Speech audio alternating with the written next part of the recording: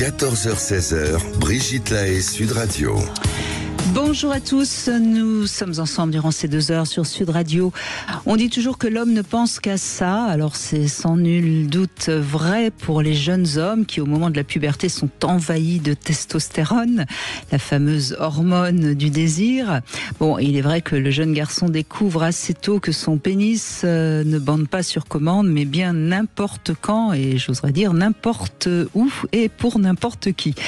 Alors c'est un processus qui est terriblement masculin et ce serait intéressant déjà de comprendre de quoi on parle et c'est ce que nous allons faire dans un instant avec Vincent Hupertan qui est avec nous et puis avec qui on va passer ces 2 heures pour comprendre en quoi la sexualité masculine va évoluer au fil du temps, parce que si au début le jeune homme bande tout le temps et éjacule souvent trop vite, l'homme mûr lui va commencer à s'intéresser de plus en plus au plaisir de sa partenaire et c'est une évolution qui me semble tout à fait intéressante à comprendre. Et oui, la sexualité masculine a aussi ses complexités et on va en parler ensemble. On parlera évidemment de la chute plus ou moins rapide de la virilité masculine, bien sûr. Et si vous avez des questions à poser ou si vous avez envie de témoigner en quoi votre sexualité a évolué, eh bien on sera ravis de vous recevoir au 0826 300 300. Vincent Hupertan, bonjour, merci d'être avec nous. Vous êtes urologue, donc vous vous occupez de l'organe masculin par excellence. Absolument. Mais vous êtes également sexologue, donc vous connaissez bien cette évolution. Alors là, j'ai fait un portrait peut-être un peu rapide, mais un peu court, mais assez juste quand même. Oui, donc je suis de formation urologue, mais j'ai compris que le sens de ma vie, c'est plutôt aller à la sexologie. J'ai mes connaissances d'urologie, mais la sexologie, c'est ça qui donne du sens à la vie. On a parlé tout à l'heure.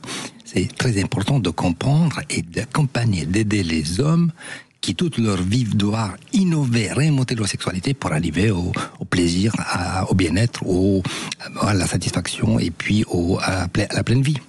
C'est intéressant parce que je suis sûre que les femmes qui viennent de vous entendre se disent mais non, pour l'homme c'est facile, alors qu'en fait non, vous aussi vous avez vos inquiétudes. Déjà cette fameuse notion de performance. Il y avait une étude, en préparant cette émission, une étude extraordinaire. 70% des couples dans lesquels il n'y a plus de vie sexuelle, c'est à cause de l'homme. Ah oui. Parce qu'avec l'âge, 70% dans lequel... Alors qu'on penserait vraiment le contraire. Exactement. Pourquoi ? Parce que avec l'âge, il y a la prostate, il y a l'hypertension, il y a les maladies cardiovasculaires, il y a le cholestérol, il y a la fatigue, il y a la baisse de la testostérone. Et dès que l'homme a l'impression d'avoir perdu l'usage de son outil, parce que l'homme il est très focalisé pénis, disons la réalité, on a ce problème de éloignement. Pourquoi ? Parce que c'est le syndrome de la lâcheté. Le plus facile, c'est d'éviter de perdre, on évite le combat. Par peur de l'échec, évidemment.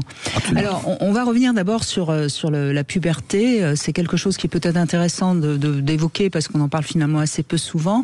L'enfant, il grandit très bien. Et puis, à un moment donné, il y a cette fameuse poussée hormonale. Chez l'homme, c'est particulièrement la testostérone qui va faire pousser les poils, faire descendre les testicules et donner ses premières érections, c'est pas ses premières érections parce qu'il y en a peut-être un petit peu avant, puisqu'il paraît qu'il y en a même durant la grossesse. Il existe tout à fait des échographies durant la grossesse qui montrent une érection du bébé sur les échographies. Donc ça c'est ok, mais c'est à partir de la puberté que le jeune garçon tout d'un coup découvre quelque chose entre les jambes qui répond pas tout à fait à la tête, si je puis dire. Et ça c'est quand même déjà quelque chose à comprendre pour les femmes peut-être. Avant la puberté, l'organe il est là. L'érection, c'est du vasculaire. C'est des artères qui s'ouvrent et des veines qui se ferment. Donc c'est un phénomène naturel vasculaire. Après la puberté, c'est les stimuli qui vont déclencher ces érections. C'est des stimuli, c'est l'autre, c'est l'attirance vers rapport à l'autre. Qu'est-ce qui se passe ? C'est que avant les fonctions érectiles, c'est le fonctionnement du cerveau, on a dit reptilien, en tout cas d'un cerveau archaïque, des structures qui sont là pour la vie. À la puberté, l'homme et la femme, nous sommes les deux capables d'amener la grossesse jusqu'au terme. Donc, il y a cette poussée hormonale qui fait que le cerveau va subir une vague, un tsunami hormonal il est déstabilisé parce qu'il va quitter l'enfance, l'insouciance vers quelque chose de nouveau. Il comprend pas, il est perdu, il a peur parce qu'il y a des érections qu'il n'arrive pas à contrôler, qu'on maîtrise pas, qu'on perd, et donc ça le déstabilise. Et donc derrière, il y a tout un tas de phénomènes. Or, à 16 ans, 17 ans, le cerveau intelligent n'est pas assez développé. On parle de la maturité 18 ans, c'est pas 18 ans, on pense que c'est 22, 23 ans, c'est beaucoup plus tard. Donc il faut du temps que le cerveau arrive à manager, à réapprendre, à contrôler justement ces phénomènes vasculaires de l'érection. Vous êtes d'accord avec moi quand je dis que plutôt que de mettre sans cesse le terme de consentement à l'ordre du jour, il serait bien d'aider les femmes à apprendre à dire non, les jeunes filles, et il serait bien d'aider les jeunes hommes à maîtriser un peu mieux leurs pulsions? Il faut apprendre à dialoguer. Il y a une rupture de dialogue. C'est que clairement, la sexualité, on le sait toujours, personne n'en parle. Les couples que je vois, ils sont 20 ans, 30 ans, 40 ans de vie commune. Il n'y a aucune communication ouverte sur la sexualité. Or, le sexe, on parle.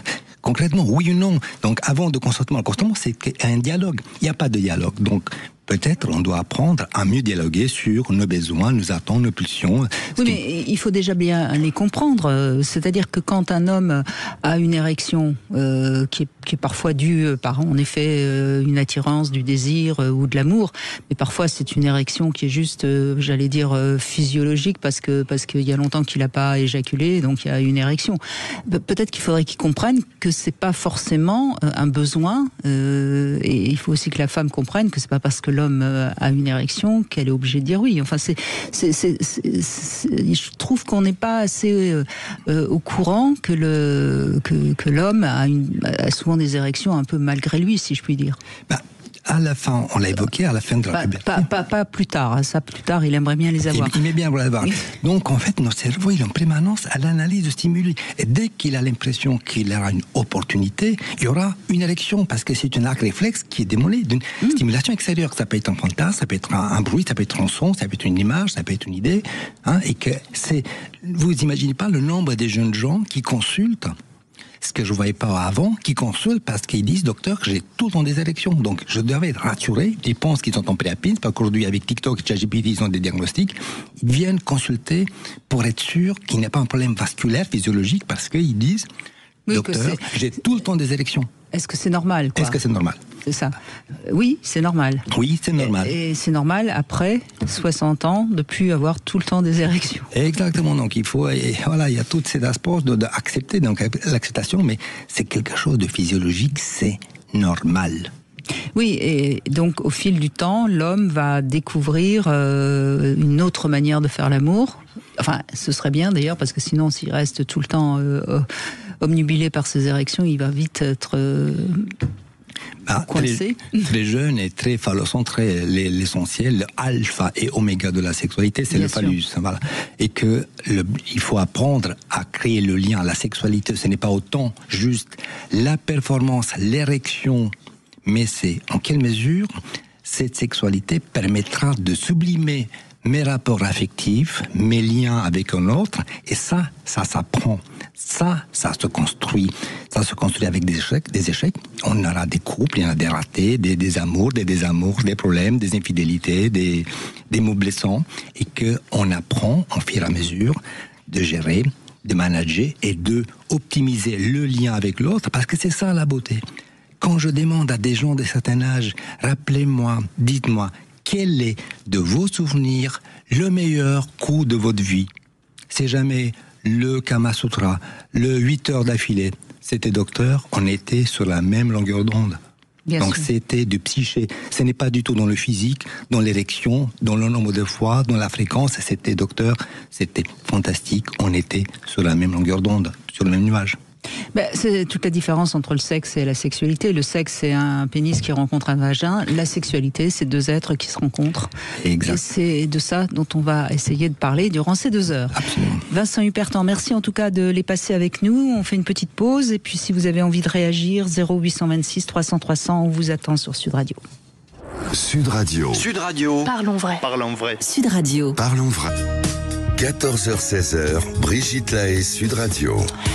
Nous sommes avec Vincent Hupertan, urologue, sexologue. Je rappelle également que vous avez votre podcast Prostate Minute. Prostate Minute, où vous dites beaucoup de choses justement sur la sexualité masculine. On va commencer avec vous, Alex. Bonjour, vous êtes bien un homme ? Bonjour Brigitte, bonjour Vincent. Bonjour Alex. A priori, oui, je suis bien un homme. Voilà, ça je mais peux le voir tous les jours en rentrant. Nous n'en doutons pas, Alex. C'était une boutade, évidemment. Eh bien, vous avez dit énormément de choses dans l'introduction, vrai. Et je voudrais vous faire part, moi, de mon expérience par rapport à ça. Allez-y, oui. Vous avez quel âge aujourd'hui ? C'est important. Je veux dire, du haut de mes 48 ans. D'accord. Voilà. Donc ça va, vous êtes encore au sommet, c'est bon. Ah, quoique, justement.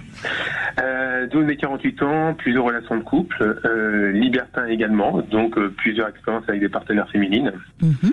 Et avec le temps, je me suis rendu compte que chaque décennie, on va dire, avait sa propre sexualité. Comme vous le disiez, entre la performance ou autre, quand on est dans la vingtaine, et le fait de chercher une connexion quand on arrive dans la quarantaine et ainsi de suite, on ne recherche pas du tout la même chose dans la sexualité. Et parfois, le cerveau prend un peu le contrôle sur ce qu'on aimerait, sur ce qu'on recherche, et il peut y avoir des blocages. Et là où je voudrais faire part de mon expérience, c'est que à travers vos émissions, j'ai été consulté plusieurs intervenants que vous avez, dont Vincent Hupertan. J'ai pris rendez-vous à une époque avec lui. Et pour exposer mon problème, il m'avait clairement identifié ce que je savais déjà, c'est que c'était mon cerveau qui posait problème, puisque parfois j'avais des pertes d'érection. Et qu'en fin de compte, ce qu'il m'avait prescrit, c'était du tadalafil. Et comme quoi, je me souviens qu'il avait dit quelque chose comme quoi ça devrait être toujours dans une petite trousse de secours. Voilà, il n'y a pas de honte à en prendre. Oui, c'est plus de béquille, oui. Il n'y a pas de honte à en prendre. Au même titre que parfois pour des femmes qui mouillent pas assez, de pouvoir prendre du lubrifiant, tout ça, il n'y a aucune honte à prendre. Et ça permet éventuellement de se dire, en cas de, on va dire, d'inconfort peut-être intellectuel, on a une petite aide pour se lâcher. J'ajouterais également en cas de blocage un peu émotionnel, parce qu'on parle toujours de la tête qui est reliée au pénis, mais je trouve qu'on parle jamais assez des émotions, notamment si par exemple, Alex, vous êtes très très attiré émotionnellement avec une femme, ça peut être aussi un petit handicap. Ça peut être un handicap, effectivement, l'émotion ressentie. Tout à l'heure, comme Vincent disait aussi, tous les petits bruits qu'il peut y avoir environnants, qui peuvent gêner quand on n'a pas l'attention. Et voilà, et si vous voulez, donc je prends du tadalafil de temps en temps. Ça m'arrive quand je sens qu'il y a un coup de mou ou je perds parfois confiance en moi, tout simplement. Également, à un moment donné, je suis parti voir Eric Allaire pour faire un écho Doppler parce que je voulais savoir d'où ça venait. Et puis finalement, il n'y a aucun souci. Et je trouve que vos émissions, c'est une chance pour nous les hommes, quand on peut avoir des baisses de forme et autres, d'avoir des ressources vers lesquelles s'orienter pour essayer de comprendre ce qui ne va pas.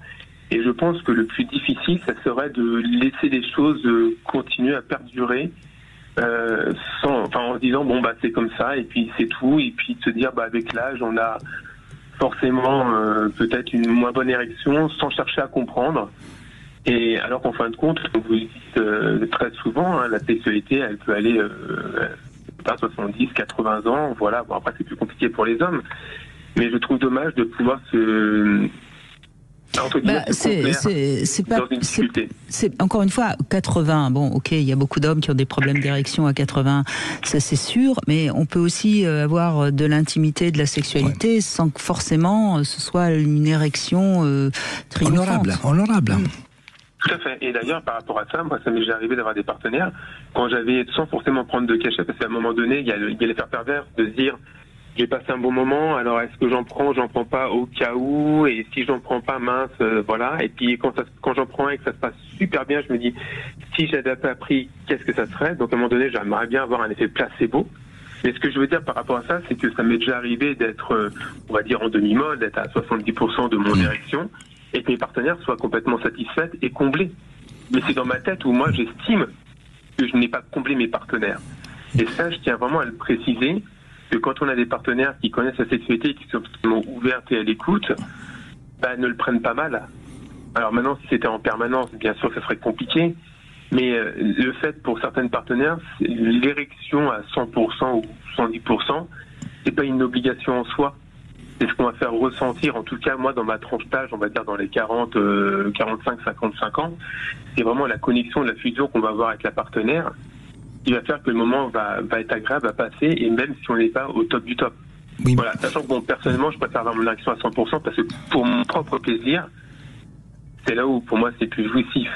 Alors merci Alex, c'est un très excellent témoignage, et merci aussi Brigitte, parce que ça nous permet, moi, Arik et tous les autres, qu'on arrive ici, on a la chance d'être invités sur le plateau, de sortir de l'intimité du cabinet et d'entendre des choses magnifiques, fantastiques, telles que vous dites, à savoir qu'on est là pour rassurer, pour expliquer, et que vous avez très bien résumé ce que l'on dit quasiment au quotidien dans nos consultations. Oui, il peut y avoir une dimension de l'âge physiologique, mais c'est pas là que ça se joue. C'est pas là que c'est l'essence de la sexualité humaine. C'est la capacité de créer un lien, d'être satisfait. Que si on se met une pression, une attente de mon érection pour la combler, y avoir la panne, parce que c'est un blocage émotionnel, comme disait Brigitte, et le blocage émotionnel, il est dans la tête. Et que si on arrive à s'affranchir de ces blocages émotionnels, avec aide pharmacologique ou pas, on est en paix. Et le guéri qui est en paix avec lui-même, il y arrive sans complexe, sans difficulté, quel que soit son âge. Oui, mais j'ajouterais, et on entend Alex que vous avez fait quand même le tour de l'essentiel de ce que c'est que faire l'amour, c'est-à-dire que vous êtes sorti de l'idée de la performance et de l'idée aussi que on n'a pas droit à l'échec, hein, toutes ces choses qui sont parfois très très ancrées dans notre jeune âge. Malheureusement, tout le monde n'a pas fait ce travail-là. Et je crois que le pénis, l'érection, c'est quand même quelque chose symboliquement d'essentiel pour tous ceux qui n'ont pas fait ce travail-là. Et c'est pour ça que c'est si compliqué. C'est-à-dire que, Alex, vous rencontrez une femme qui est pas sûre d'elle, qui n'est pas sûre d'être désirable, vous bandez très mou, elle va pas le prendre bien. Ah mais totalement, puisque c'est même arrivé, je vous dis même encore pire, hein, d'être en totale érection, d'avoir une fellation par une femme et de débander parce que je ne ressentais rien, qu'elle m'éprouvait, elle était juste en train de faire quelque chose de machinal, en train de regarder à droite, à gauche, pas être avec moi, parce que pareil, comme vous disiez, au bout d'un moment, on va chercher le plaisir du partenaire. Donc moi, je vais surtout chercher le plaisir de ma partenaire, oui. pour mon propre plaisir. Et moi, il n'y a rien de plus horrible pour moi, même pour moi, de me dire, je suis en érection, d'un coup, je débande avec ma partenaire. Ça me met mal, je ne sais même pas imaginer ce qu'elle peut penser, elle, de son côté. Mais ce qui est génial, je trouve, dans vos émissions, et comme vous le disiez à l'instant, Vincent, de pouvoir sortir des consultations du cabinet, c'est de pouvoir discuter avec tout type de personnes, tout âge, et de montrer par nos expériences que tout est possible, aussi bien le pire que le meilleur, qu'il n'y a pas de fatalité en soi. Et c'est vrai que c'est pas évident de faire comprendre à quelqu'un, par exemple, qui a 30 ans, voilà, entre guillemets, c'est pas grave, façon de parler, hein. C'est pas grave, il peut y avoir ça, et les gens sont pas du tout forcément à l'écoute, en capacité de comprendre. Et il faudra attendre quelques années plus tard. Et moi, un de mes rêves, un de mes fantasmes, impossible. C'est quoi votre fantasme? J'adorerais revenir à l'époque de mes 20 ans. Avec ce que vous savez aujourd'hui, bah oui. Bien évidemment, voilà. Pour prendre les choses différemment et voir ce que ça aurait donné. Ça se trouve, ça aurait été un fiasco, ça se trouve, ça aurait été totalement différent. Mais voilà, moi. Mais Alex, oui. ça s'appelle la vie, ça. C'est-à-dire que si à 20 ans on avait l'expérience qu'on a à 50 ans, bah franchement, qu'est-ce qu'on aurait à 50 ans? Vous voyez, il faut quand même qu'on gagne des avantages en vieillissant. Tout à fait, mais juste pour une nuit, juste pour voir. Ah oui, c'est le fantasme. Après, vous voyez, si on demande à des femmes de certain âge, est-ce quel est le meilleur amant? Il n'y en a pas beaucoup qui nous disent oui, c'est des jeunes de 20 ans. Donc à 20 ans, on a bonne érection, mais très souvent, on est un très mauvais amant, alors qu'à 40-50 ans, c'est ce qu'on appelle l'âge d'or dans la sexualité masculine. Peut-être on n'a pas du tout la même érection qu'on avait à 20 ans, mais on a un savoir-faire, un savoir de contourner, de lier, de créer, qui est extraordinaire. Et c'est ça qui est fabuleux, c'est ça qui est humain, c'est ça qui est magnifique. Mais c'est surtout qu'il faut quand même, j'allais dire, quelques années pour découvrir comment fonctionne le corps de l'autre. Quand on est à 20 ans, en tant que femme, on ne sait pas trop comment on fait une bonne fellation. Et puis, les hommes, quand ils ont 20 ans, ils ne savent pas très bien caresser le corps d'une femme. Hein. Faut être clair. Hein. Et j'ajouterais aussi, si je fais une petite relation avec le libertinage, en discutant avec des personnes, donc des femmes qui ont 45, 55, dans la tranche comme ça, souvent quand on va sur les sites comme Wild, dans les critères de recherche, il y a beaucoup de personnes qui ne veulent pas des personnes en dessous de 45 ans. Ça m'est déjà arrivé de voir des femmes qui vont peut-être aimer, par exemple, pour un trio, tout ça, avoir quelqu'un de jeune, juste pour l'aspect physique. Les tablettes, le mec qui un jouet intime sur pattes. Exactement. Mais par contre, moi j'ai des amis qui, en couchant avec des personnes beaucoup plus jeunes, oui, la baise était sympa. On ressent rien de particulier, on a appris, on s'était pénétré, on a pris un orgasme, c'était sympa. Par contre, faire sa vie avec quelqu'un comme ça, pas du tout. En tout cas, parce qu'elles sont maintenant arrivées à un âge et une sexualité, une maturité où elles savent ce qu'elles aiment réellement. De temps en temps, oui, pourquoi pas, il n'y a pas de souci de se faire un petit jouet, entre guillemets. Mais non. Et j'ai l'impression que, voilà, il y a de toute façon dans la sexualité, mais effectivement, à chaque âge, on va avoir une envie, un désir bien particulier. Eh oui. Merci beaucoup Alex, parce que votre témoignage il va tout à fait dans le sens de cette émission qu'on a envie justement de donner avec Vincent Hupertan. Merci beaucoup. On va faire une petite pause. On se retrouve pour le Love Conseil. Osez demander, voilà le Love Conseil du jour. Et puis on vous attend bien sûr au 0826 300 300. À tout de suite. 14h-16h, Brigitte Lahaie, Sud Radio. Brigitte Lahaie, Sud Radio, le Love Conseil. Eh bien, osez demander, c'est pas si simple que ça. Vincent Hupertan, il y a de nombreuses personnes qui n'osent pas demander, et c'est d'autant plus vrai lorsqu'on aborde le domaine affectif ou sexuel. Alors bien sûr, il y a la peur de déranger, mais surtout, je crois, c'est la peur qu'on nous dise non. Je crois qu'on n'ose pas demander parce qu'on a peur qu'on nous dise non, sauf que normalement quand on est aimé, a priori l'autre devrait avoir envie de nous faire plaisir. Donc derrière cette peur, il y a des réminiscences d'une enfance où on n'a peut-être pas été suffisamment respecté ou suffisamment aimé. Alors moi je pense qu'il faut apprendre à demander des toutes petites choses pour prendre confiance en l'autre. Je dis bien prendre confiance en l'autre. Et si jamais l'autre vous dit non, il faut toujours comprendre qu'il vous dit pas non à vous, mais il dit non à ce que vous avez demandé, ce qui est pas du tout la même chose. Donc il faut bien vous mettre ça dans le crâne. Et puis ensuite, si vous craignez de devoir en échange donner en retour, c'est peut-être parce que vous avez pas encore compris qu'on peut donner et recevoir gratuitement, que ce n'est pas systématiquement un échange. On n'est pas dans du commerce. Ouais. Et pour avoir de vrais échanges, je crois que c'est parce qu'on s'est donné, recevoir, et donc on sait dire oui, on sait dire non. Donc c'est vraiment important de comprendre pourquoi vous ne savez pas demander et faire un petit peu un effort pour vous améliorer, et vous verrez que c'est pas si compliqué que ça. Voilà. Je suis entièrement d'accord avec cette histoire de oser demander, oser. Parce que l'enfance, elle vient derrière et nous rattrape. Et que si on a une enfance qui était compliquée pour des tas de raisons, le rapport avec les parents, le rapport avec l'autre, avec les amis, on a subi, une fois qu'on est façonné à l'âge adulte, on va rester le même petit d'avant qui n'osait pas à dire, qui n'osait pas s'exprimer.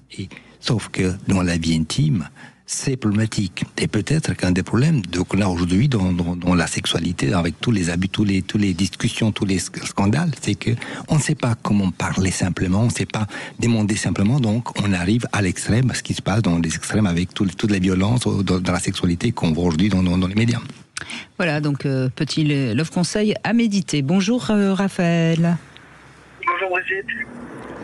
Merci d'être avec nous. C'est Vincent Hupertan qui est avec nous. Donc, bonjour Raphaël. Bonjour HP.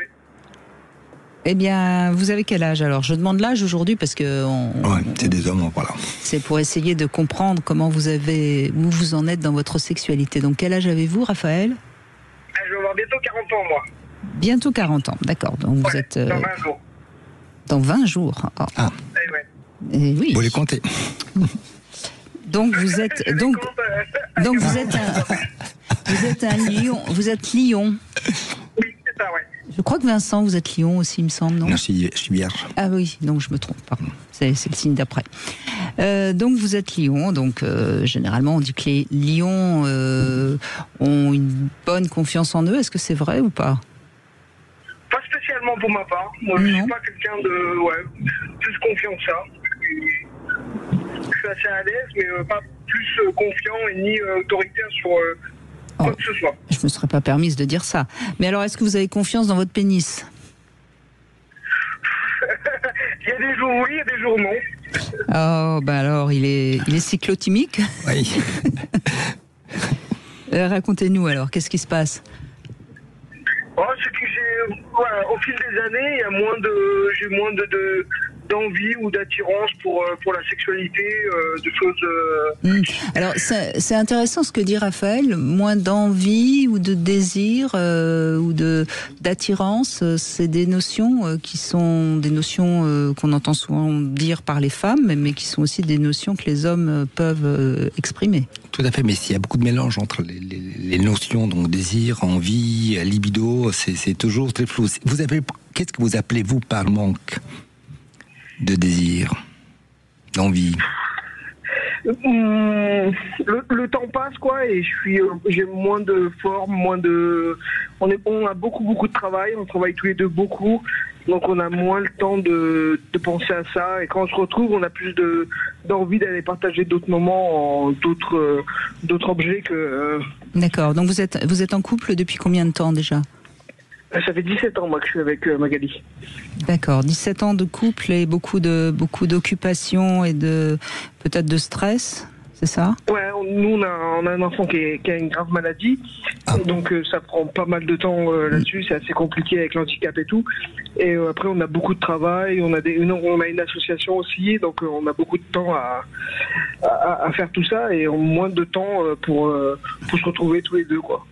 Alors, est-ce que vous consacrez du temps à votre vie en général, pas que sexe? Est-ce qu'à part de vous occuper de vos enfants, de votre association, j'imagine que c'est en raccord avec la maladie, et par rapport à votre travail, est-ce que vous avez des loisirs? Est-ce que vous avez du temps pour vivre? Oui, on prend du temps. On prend du temps aussi pour se retrouver tous les deux et avoir un petit peu de moments ensemble pour se retrouver. Mais voilà, ça va être par mois. Je dirais que c'est 1 à 2 fois par mois qu'on arrive à faire des choses, des balades ou des sorties ensemble. Et sexuellement, ce serait combien de fois par mois? 1 fois, je dirais. 1 fois. Alors, c'est pas dramatique, hein. Moi, je dis souvent que enfin, moi, je préfère toujours la qualité, donc il vaut mieux une vraie bonne fois par mois qu'une fois par semaine bâclée, hein, déjà. Moi, au bout de 17 ans, avec ce que vous nous racontez de votre vie au quotidien, ça va. Mais ce que j'entends quand même, c'est qu'il y a une surcharge mentale dans votre couple qui nuit quand même à votre intimité, et ça mérite d'être un peu étudié pour voir comment vous pourriez réguler tout ça. Ouais. Au niveau associatif, on va céder d'ici quelques temps, quoi. On attend que le relais se fasse correctement. Mais après, voilà, sur la maladie, elle sera toujours présente d'ici là parce que l'handicap est aussi présent. Mais le travail prend pas mal de place aussi. En fait, vous êtes des coparents en fait, en pratique. Vous êtes des coparents qui gèrent une maladie grave avec l'association qui est liée à la maladie. Et derrière, vous n'existez plus. En fait, 2 fois, un mois, c'est 30 jours. 30 jours, vous me dites que c'est 1 ou 2 fois par mois pour du temps à partager ensemble. C'est pas beaucoup. Hein? Je pense, Raphaël, encore une fois, c'est une véritable épreuve, hein, avoir un enfant avec une grave maladie. On n'a pas, enfin, je veux dire, mais cette épreuve-là, à un moment donné, qu'elle vous ait énormément impacté, on le comprend. Mais je pense qu'à un moment donné, il faut arriver à la surmonter. Et la surmonter, c'est pouvoir s'autoriser quelque chose sans se sentir toujours dans le devoir de régler cette épreuve. Est-ce que je me fais comprendre? Oui. Après, la maladie, pour nous, elle est aussi... on peut pas faire autrement. Donc, on vit avec et on est adapté. Notre famille est adaptée avec cette maladie. Hein, donc, on n'a pas de... J'entends bien, mais aujourd'hui, on est dans un pays où vous pourriez, par exemple, vous arranger pour de temps en temps faire regarder votre enfant.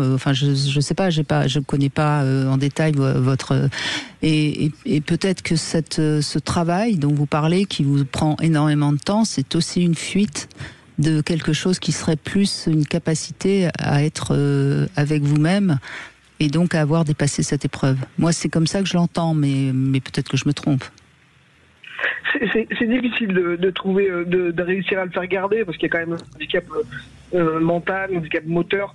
Il est épileptique aussi suite à sa maladie. Donc les gens sont un peu apeurés quoi, de le garder. On peut pas le laisser par exemple une nuit chez Oui, mais vous arrivez bien à travailler beaucoup pourtant. Ouais.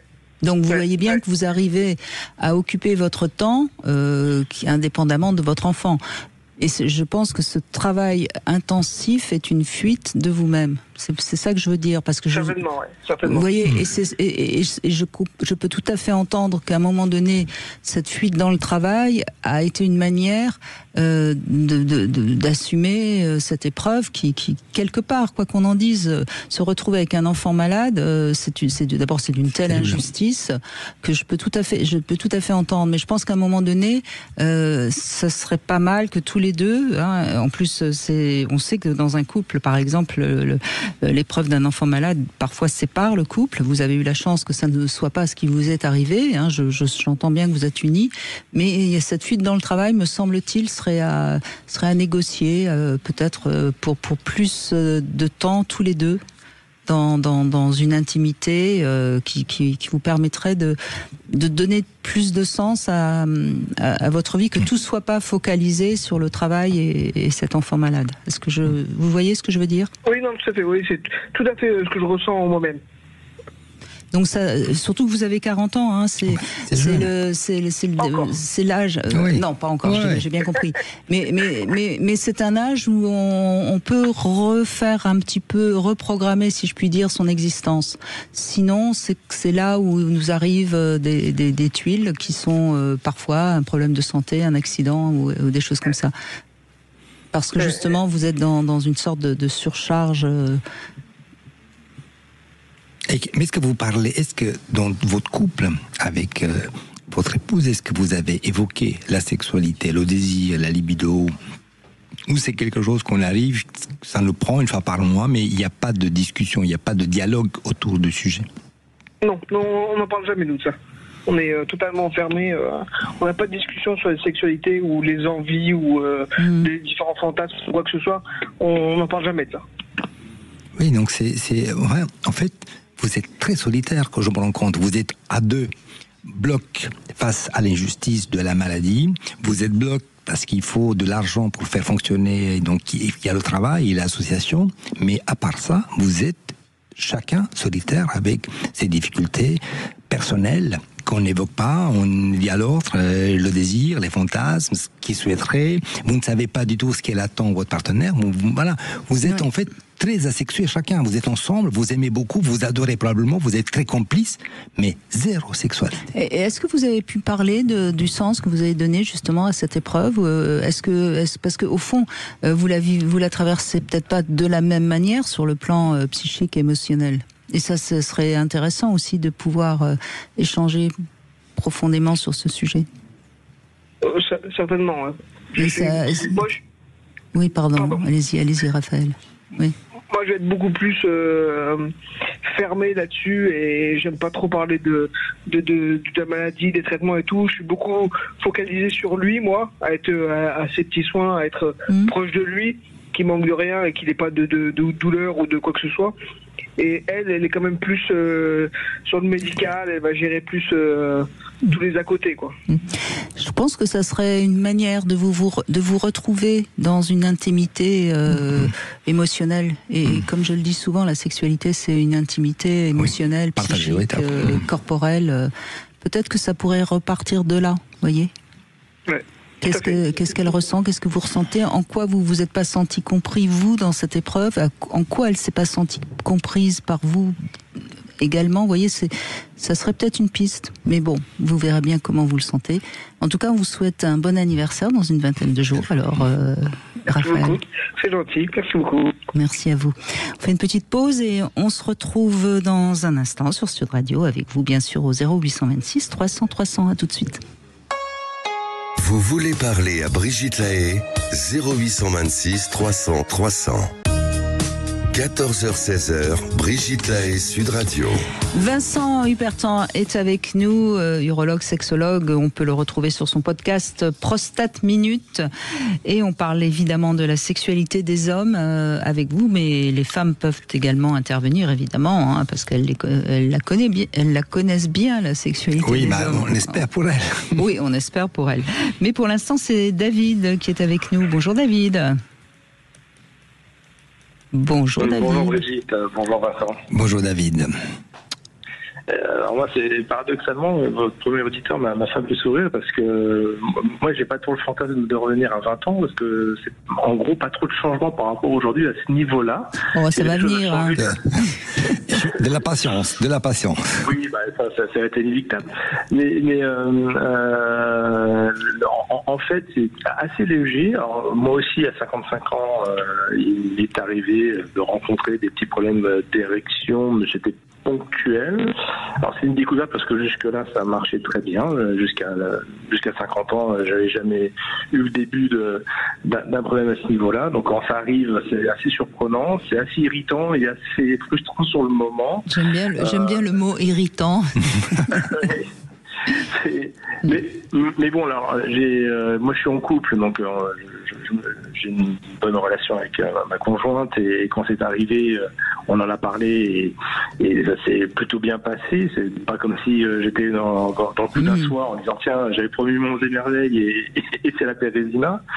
Donc ça a été plutôt. C'est plus facile quand on est en couple. Oui. Si c'est un coup d'un soir, on rate sa cible, c'est embêtant. C'est mort. Exactement. Donc voilà, on peut dire que c'est comme je suis quelqu'un de fidèle en couple. Bon, je sais que je peux avoir potentiellement, puisque j'en ai fait la meilleure expérience, que ça peut arriver, mais ça me gêne pas plus que ça. Ce qui va peut-être changer, c'est que si on a le coup d'un instant, on se dit tiens, on a 10 minutes devant nous et on veut faire l'amour tout de suite, là, parce qu'on a aussi une vie très compliquée, donc toute opportunité est bonne à saisir. Dans ces cas-là, moi je vais me concentrer sur ma conjointe et par contre ce qui a changé un petit peu, mais qui a changé entre ma jeunesse et maintenant, c'est que j'ai toujours été très excité par le fait de donner du plaisir et très satisfait quand ça se produisait, quand il y avait l'orgasme de ma conjointe, mais maintenant c'est presque physique. J'ai une période réfractaire, c'est-à-dire que j'ai presque le sentiment d'avoir moi-même eu un orgasme à ce moment-là, donc un orgasme conjoint. Et donc c'est vrai que ce qui était vrai à 20 ans, ou s'il y avait ce type de choses qui se produisaient, moi je serais très excité avec une envie irréfragable de pouvoir assouvir mon désir. Là, ça peut très bien retomber, et bon, ça reviendra plus tard, et généralement ça revient 10 à 15 minutes plus tard, très fortement d'ailleurs, mais c'est un des changements que j'ai pu constater avec le temps. Oui, c'est vrai, on n'en a pas parlé encore, mais ça fait partie de la sexualité masculine, la période réfractaire, Vincent Hubertin. Il y a deux types de périodes réfractaires. Il y a la période après son orgasme. Et là, je dis, bienvenue au club. À 20 ans, c'est 5-10 minutes, et avec l'âge, ça paraît à 30, c'est 20 minutes, 1 heure, 24 heures, une semaine. C'est ici, et on peut rien faire. Donc, on a des traitements à la limite pour contourner, mais c'est la vie qui est comme ça. Mais plus intéressant, il y a la période réfractaire de l'excitation. C'est-à-dire que si on est dans les fameuses préliminaires avec la partenaire, l'excitation, et elle a eu son orgasme, donc elle va rentrer dans une période réfractaire dans laquelle elle est hyper sensible, fragile, donc il y a des douleurs, qu'elle a besoin un peu de repos pour commencer.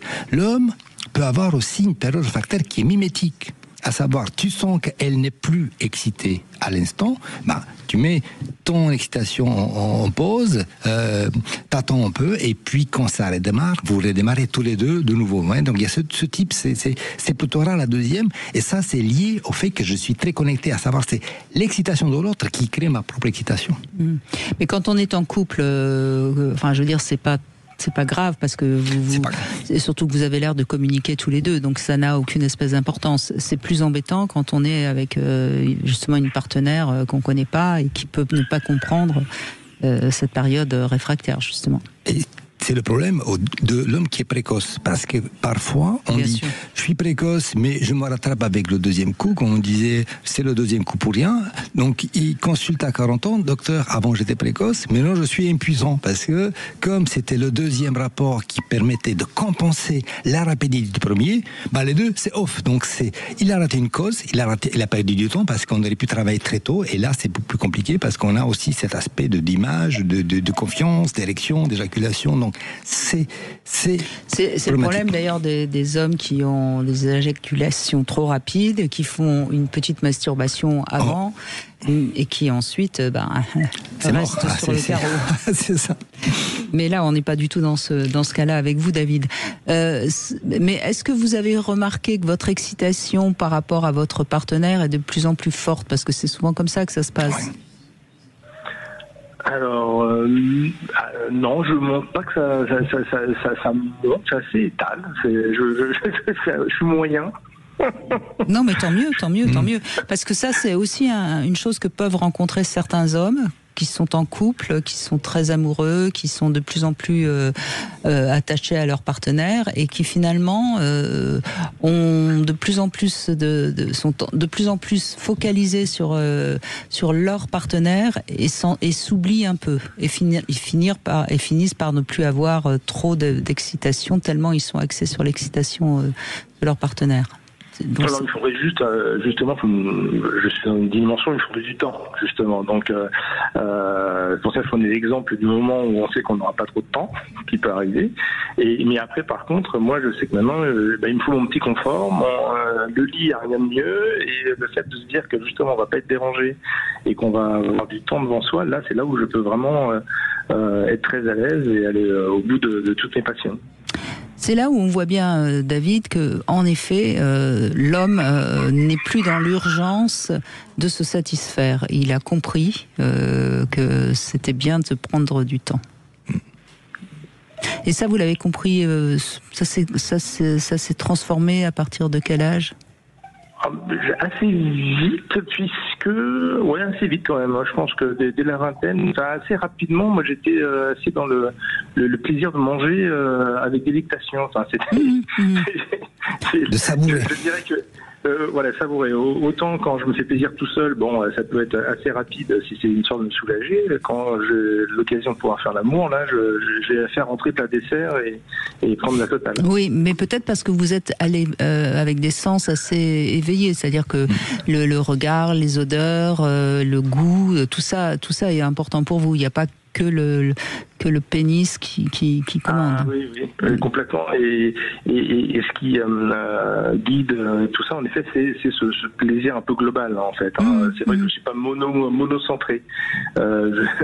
Il m'est très précieux. Je suis très content d'avoir un pénis. Il m'a rendu fier service et beaucoup de plaisir, mais je dirais la vie est bien plus globale que ça finalement, et il est par-dessus tout, mais il n'est pas le tout lui-même. C'est donc là, encore une fois, un conseil qu'on donne peut-être pas assez souvent. La sensualité, c'est vraiment le b.a.-ba de l'harmonie de la sexualité, quoi. Qu'on a besoin d'érection, mais qu'elle n'est pas le tout pour une sexualité épanouie. On peut avoir une bonne érection et être un mauvais amant. Donc c'est capital de comprendre, de jouer. Donc c'est de la sensualité, jouer, échanger avec l'autre, être sur la même longueur d'onde, donner et prendre, partager. Mais attention, parce qu'il y a trop d'altruisme, ça tue. C'est pas non plus. Donc c'est bien d'être focalisé sur l'autre, mais il faut pas s'oublier soi-même, parce que parfois c'est contre-productif. Oui. Est-ce que si vous avez un rapport sexuel, David, et que votre femme n'a pas eu d'orgasme, est-ce que pour vous c'est un échec ou pas ? Bon, David, vous êtes toujours là ou pas ? Non, peut-être pas. Bon, on n'aura pas la réponse de David, mais je trouve que la question est importante parce que je pense aussi qu'il ne devrait pas y avoir dans cette notion de rapport sexuel une obligation que les deux aient un orgasme, parce que ça c'est aussi pour moi un des dangers, et on est encore une fois dans une notion de performance. Voilà, c'est l'obligation des résultats, donc nécessairement on se met une pression. Et puis, ce qui pousse l'autre à simuler. Rien n'est pire dans une sexualité que l'un des deux qui simule le fait d'avoir atteint le nirvana. Donc non, il faut... C'est c'est pas ça qu'on attend. On attend le plaisir de jouer, de partager, non pas une finalité orgastique. Vous avez entendu ma question ou pas, David ?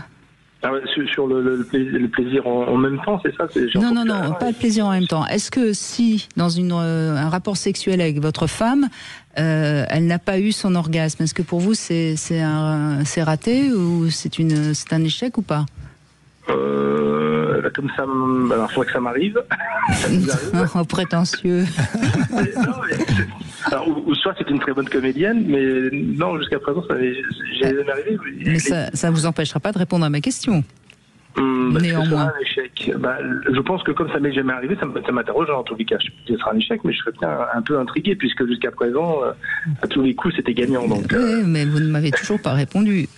Vous voyez comme c'est difficile d'être clair quand on pose des questions précises sur la sexualité. Hein.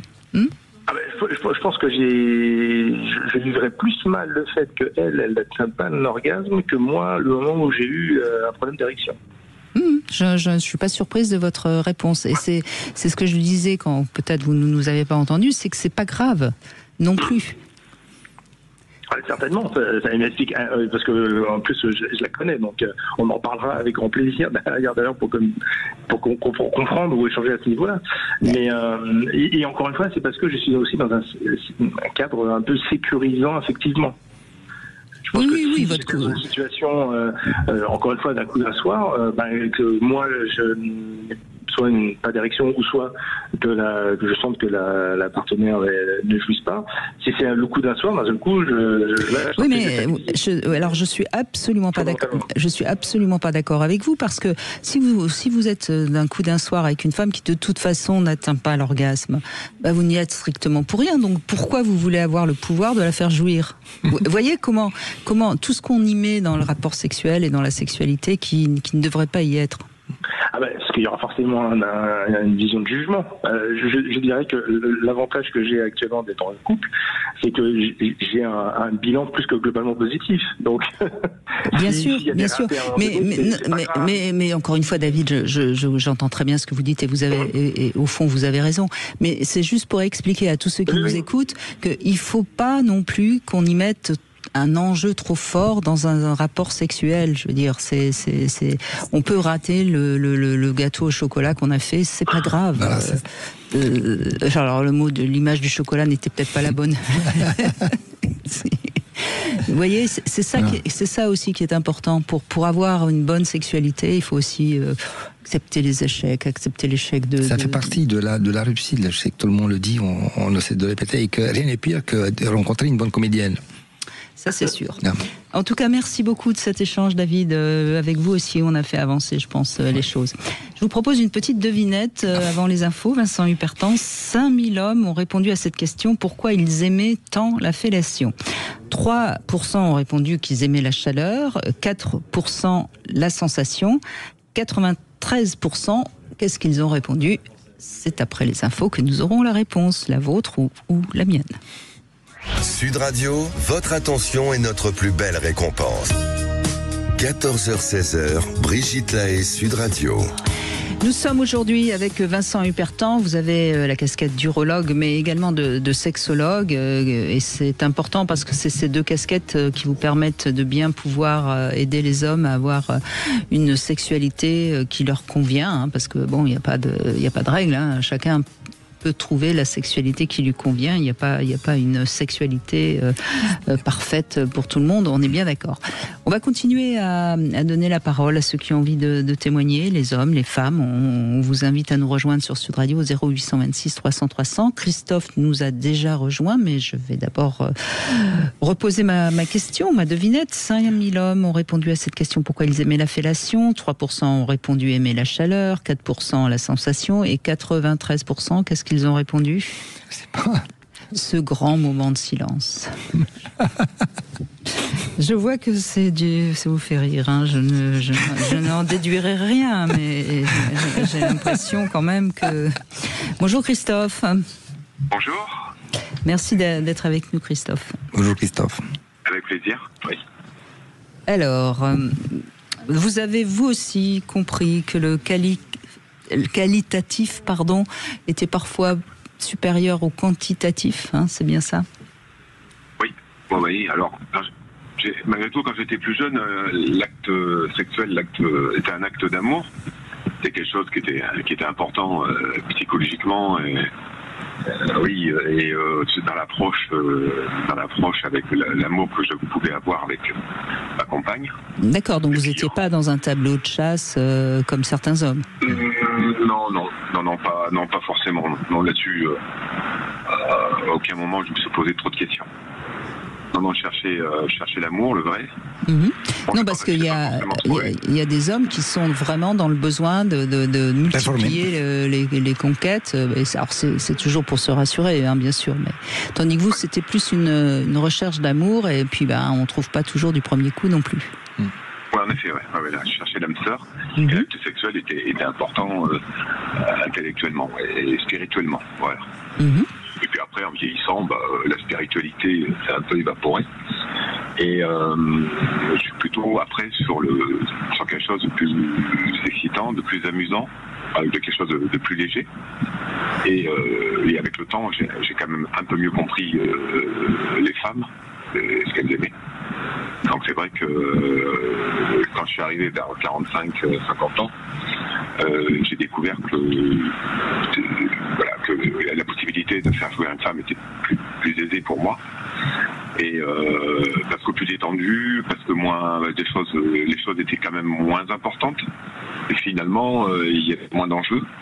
Et ça laisse plus de liberté à l'imagination et à la peur de choquer. Oui. Votre témoignage est important aussi parce qu'il il prouve encore une fois que vous avez compris de quoi il s'agit quand on parle de sexualité, quoi. Ce qui n'est pas simple quand on a 20 ans. Au fond, est-ce qu'on apprend dans les cours d'éducation à la sexualité? Non, on n'apprend pas ce que c'est que la sexualité. On apprend les IST, la contraception, éventuellement le plaisir, mais qu'est-ce que c'est que la sexualité finalement? On apprend qu'avec ses échecs, ses réussites, ses échecs, ses rencontres, ses ratés, on parle jamais. Dans la famille, on n'en parle pas. À l'école, on ne parle pas dans les cours, c'est aucune éducation, aucune formation à ce que c'est. Donc on découvre ce que c'est, donc, et parfois avec tous les drames qui peuvent exister autour. Mais vous disiez que vous cherchiez l'âme sœur, j'ai l'impression que c'est plus votre objectif. Non, c'est plus mon objectif. Non, c'est quelque chose sur lequel j'ai fait une croix. Et pourquoi? Qu'est-ce que vous diriez? Parce que plusieurs échecs. Et derrière ça, c'est difficile de recommencer. C'est comme le mariage, ça, on se marie une fois, on tombe très amoureux une ou deux fois, et puis après c'est difficile. Ça paraît difficile de repartir. Ça veut dire que vous ne croyez plus à l'amour? Je crois à une bonne complicité. Oui. Mais l'amour éternel, difficile, très difficile pour moi. Mais je parlais pas d'amour éternel, je mettais pas la barre aussi haut, Christophe. Bien sûr que l'amour éternel, il faut aimer Dieu à ce moment-là. Et là, on a peut-être des chances que ça dure. Oui, c'est symbolique. Oui. Non, je préfère une relation plus éloignée, parce que la relation sexuelle ou la relation globale 24h/24, ça me convient plus. J'ai besoin de retrouver des envies, avoir du manque. Et puis cette envie et ce manque me permet d'être beaucoup plus performant sexuellement. Ça, je trouve, je ne sais pas ce que vous en pensez, Vincent Hupertan, mais c'est vraiment quelque chose de très nouveau. On l'entend, Christophe, j'entends aussi beaucoup de femmes. Au fond, revivre à deux au quotidien, c'est quelque chose qu'on s'autorise à mettre de côté. C'est-à-dire qu'on a compris que finalement, il valait mieux partager des bons moments avec quelqu'un, mais pas partager le quotidien. C'est un peu ça que vous dites, Christophe? Oui. Après, je pense que c'est aussi une question de moyens. Quand on a les moyens de vivre seul, d'être autonome, on a cette possibilité d'avoir ce choix. Et c'est vrai que dans la relation sexuelle, c'est vachement plus intéressant, beaucoup plus excitant. Mais surtout que plus jeune, on cherche un certain confort, on cherche une certaine sécurité, et on pense qu'on va mieux s'en sortir à deux. Ce qui n'est pas vrai, qui n'est pas vrai. Ben c'est la vie à deux. La vie à deux, elle est c'est un compromis.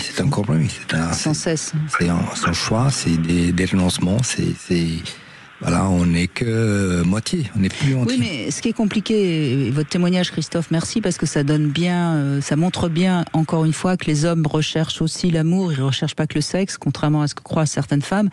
Mais l'amour ne suffit pas à faire durer un couple.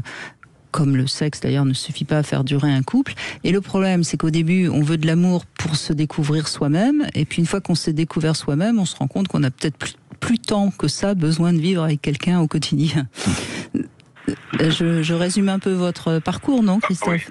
Ah oui, aujourd'hui, j'ai cette possibilité d'avoir une certaine solitude. Parce que vous êtes bien avec vous-même, parce que vous êtes, vous avez appris grâce à l'amour, vous avez appris à vous aimer. Oui aussi, oui. Du moins à savoir ce que je voulais. En tâtonnant et en cherchant, à un moment donné, on s'aperçoit que voilà, on sait ce qu'on veut et on sait ce qu'on ne veut plus.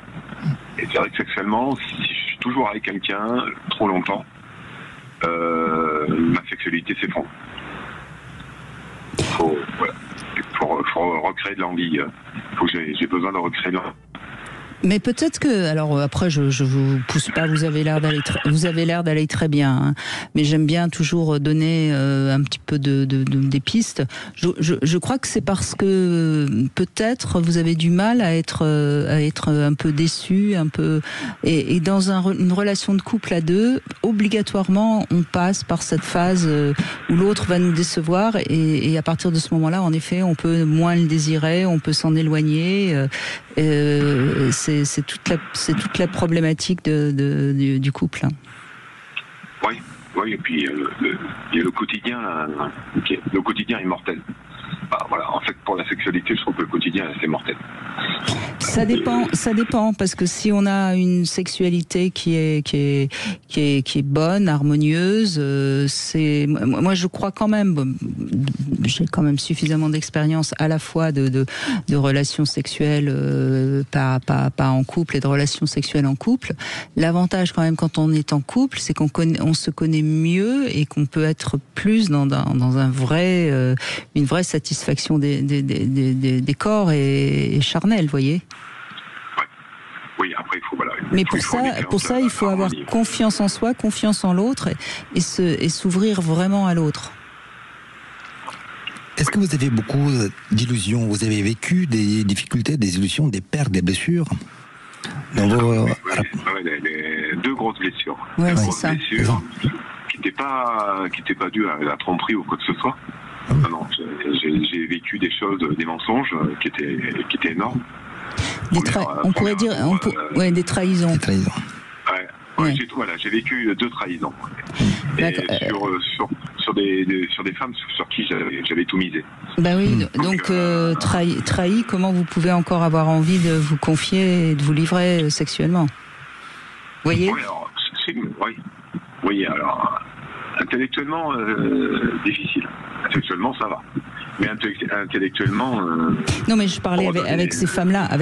Je pense que vous pouvez... Oui. Vous voyez ? Donc c'est ces choix amoureux qui ont fait que vous avez été trahi, qui fait que vous croyez plus beaucoup à l'amour. Mais il y a peut-être un moyen de réparer ça. Hein ?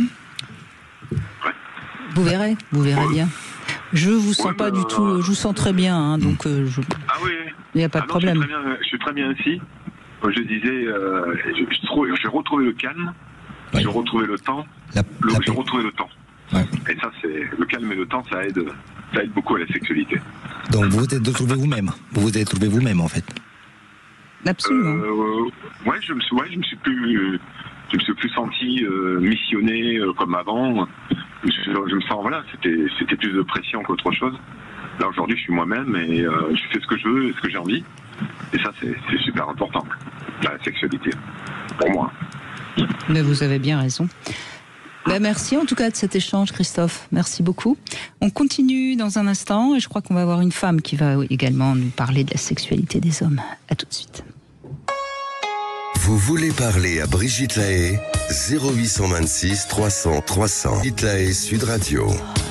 Vincent Hupertan est avec nous, urologue, sexologue, et votre podcast Prostate Minute, où vous donnez énormément d'informations pour tous les hommes qui auraient peut-être un petit souci, quel qu'il soit, hein, parce que là on parle évidemment de l'érection, mais il n'y a pas que ça. Hein. Il peut y avoir des petites douleurs, il peut y avoir... Il y a l'arthrose. Hein. L'arthrose dans le pénis, non. Non, l'arthrose dans les mouvements, parce que voilà, il y a quand même de la bougeotte. Hein. Il y a ça, et puis il y a des maladies de la pelvis. C'est vrai que le mal de dos, quand on a très mal de dos, pour un homme, c'est... Ah, c'est compliqué, il y a des positions qu'il faut éviter. Hein. Ça sollicite quand même pas mal le dos, oui. Bon. Mais nous aussi, on peut bouger un peu. N'est-ce pas, Nathalie ? Bonjour. Bonjour, Nathalie. Bonjour. Bonjour à tous. Bonjour, Nathalie. Eh bien, on vous écoute. Allez-y. Alors, nous, ça fait pratiquement 20 ans qu'on est ensemble, qu'on est mariés. On a un enfant. On a une sexualité qui a évolué, bien entendu. Mais j'essaie de faire un peu d'introspection. Alors, évidemment, au début, c'était très, très fougueux. Ça allait un peu moins, mais ça le redevient. D'accord, oui. Parce que l'enfant est un petit peu agrandi. C'est ça, il est autonome, voilà, absolument. Donc l'autonomie de l'enfant fait qu'on se retrouve. Après, il est vrai que je peux dire que si les femmes ont une charge mentale, donc ça nous ralentit un peu, je trouve, hein, dans le désir. Bien sûr. Mais ça ralentit aussi les messieurs. Enfin, je trouve que ça ralentit aussi mon mari. Les prises de responsabilité, donc voilà, et du coup je me dis que il faut les voir les choses autrement, et donc j'invente des petits scénarios qu'ils surprennent d'ailleurs parce qu'ils ne voient pas sous cet angle, et ça nous fait avancer ensemble. Donc c'est vous qui êtes un petit peu la scénariste de vos ébats amoureux. C'est moi. D'accord. C'est super. Et il suit, j'imagine, très très bien, et il est toujours partant. Oui. Il dit jamais non. Ah non, il dit jamais non. non, il est enfant, il dit jamais non. Mais effectivement, bon, ça a évolué, mais il faut se créer des petits scénarios, il faut se créer des lieux autres que la maison. Oui. Ça fait du bien aux deux, et surtout ce que j'ai remarqué, c'est la vie quotidienne tue quand même, hein, le couple. Dans certains aspects, il faut éviter de voir le verre à moitié vide. Ça, c'est très juste ce que vous dites, bravo. C'est vrai qu'on voit, mais ça c'est très très humain, hein, que dans tous les domaines, on voit toujours le petit truc qui va pas et qui prend plus d'importance que ça ne devrait. Oui. Et donc voilà, donc le fait de voir le verre à moitié plein, ça m'aide à me dire bon, j'ai des reproches à lui faire, mais j'en ai aussi certainement à me faire, et ça aide à garder cette flamme. C'est important, et s'entretenir aussi. Se faire beau, se faire belle, être désirable, c'est très important. Voilà, c'était ma petite expérience. Non, mais vous donnez beaucoup de recettes qui sont souvent oubliées, hein, et qui pourtant sont essentielles. Hein. Continuer à se séduire quelque part, ça paraît... c'est évident. Ça paraît facile. Ouais. Mais c'est pas si simple. C'est un combat, c'est un travail de tous les jours. Il faut imaginer, et puis il faut se sentir soi-même avant d'être senti désiré par l'autre. Il faut s'aimer désiré par soi-même, s'aimer en se regardant dans le miroir. C'est important. En vieillissant, on change. Hein. Oui. Oui. La maternité nous fait changer, on change. Et donc là, j'ai découvert dernièrement, enfin ça m'est venu comme ça, hein, je regardais une plateforme bien connue, hein, de location saisonnière. Et donc mon envie, et donc ça va se réaliser, c'était de prendre une petite chambre de bonne dans Paris et puis faire comme si on se connaissait pas trop. Faire un petit dîner, bon, c'est dans ma tête, hein. Mais et ça, alors il a été choqué au début, enfin un peu étonné. Et je lui dis non, mais c'est ça dont j'ai envie pour mon anniversaire. Et donc ça va être que tous les deux, et ça va être sur cette séduction, voilà. D'accord, donc il va falloir qu'ils reprennent tout à zéro. Qu'il invente. Oui. Et vous allez faire, à mon avis, la difficile. Hein. On va pas, vous n'allez pas accoucher comme ça le premier soir. Hein. Non. Faut pas rêver. Non. Hein. Non, faut pas rêver. Il faudra un bon restaurant, quelque chose d'assez chic. Absolument, il faudra faire des efforts. Mais voyez, Nathalie, votre atout, et c'est ça que j'ai envie vraiment que votre témoignage serve à ça, votre atout, c'est que vous n'avez pas renoncé par rapport à vous-même d'abord. C'est-à-dire que je pense que vous avez compris que la sexualité, c'est aussi ce qui est nécessaire pour vous-même, avant même que ce soit pour votre couple. Absolument. Oui, ça met du temps, ça a germé, c'est pas venu d'un coup. Mais c'est essentiel. Mais je crois que je le dois à ma maman. Parce que je pense on parle beaucoup, c'est des discussions très libres, très libérées. Et je pense que cette forme de discussion m'a aidé à avoir cette perspective, voilà. C'est clair, quand on a la chance d'avoir une mère qui était assez ouverte à la sexualité et qui n'a pas eu ces discours, de toute façon tous les hommes sont comme ça, etc., ça facilite. Aucunement, absolument. Oui, mais, voilà. Mais ce désir que vous avez d'abord pour vous-même, c'est ce qui vous donne l'énergie pour inventer des petits trucs, pour le tirer vers le haut, j'ai envie de dire. Absolument. Il le faut pour moi, alors c'est déjà pour moi, c'est un peu égoïste, mais comme il suit et qu'il en a envie aussi, bon, il n'y a pas de problème. Il a trouvé ça bizarre, même d'un point de vue comptable, donc ça m'a un peu, pas exaspéré, mais je lui ai dit, écoute, vraiment, ça va coûter un peu, ça va me... c'est les mecs, ça. Oh là, les garçons par moment, enfin bon, bref. Donc, l'interromantisme. C'est le prix. Voilà, l'interromantisme par excellence, ça va coûter. C'est drôle. Voilà, c'est ça. En fait, votre témoignage, il est savoureux, et ça reflète ici ce qu'on dit depuis tout à l'heure, c'est que pour être bien avec sa sexualité, il faut être en paix avec soi-même. Paix avec l'image qu'on donne, paix avec le désir, avec l'équilibre, parce qu'on attend avant tout soi-même, avant d'exiger de l'autre qui me donne quelque chose, qu'est-ce que je peux me donner moi à moi-même. Oui. C'est important. Et cette paix que vous dégagez, cette paix, la confiance, l'équilibre, que vous n'acceptez, l'âge il passe par là, bon, il y a des rides, il y a l'arthrose, il y a tout ça, mais vous ne laissez pas faire, vous luttez contre, vous utilisez votre imaginaire justement pour compenser, et ça c'est savoureux, c'est sublime. Oui, parce que je me dis, forcément, on va vieillir, si on vieillit pas, on est mort, donc, voilà. Et je me dis, il faut faire feu de tout bois, je me laisse pas faire. C'est comme ça. Oui, et puis, encore une fois, il y a toutes les personnes qui ont maintenu leur élan vital et leur libido en bonne santé, ils n'ont pas de problème de vieillir. Sinon, on vieillit et on sera bougri. Tous en dépression, sinon. Non, mais je veux dire, c'est tout. J'ai un ami qui me dit, moi, de toute façon, quand je regarde une femme, je sais si elle baise encore ou si elle baise plus.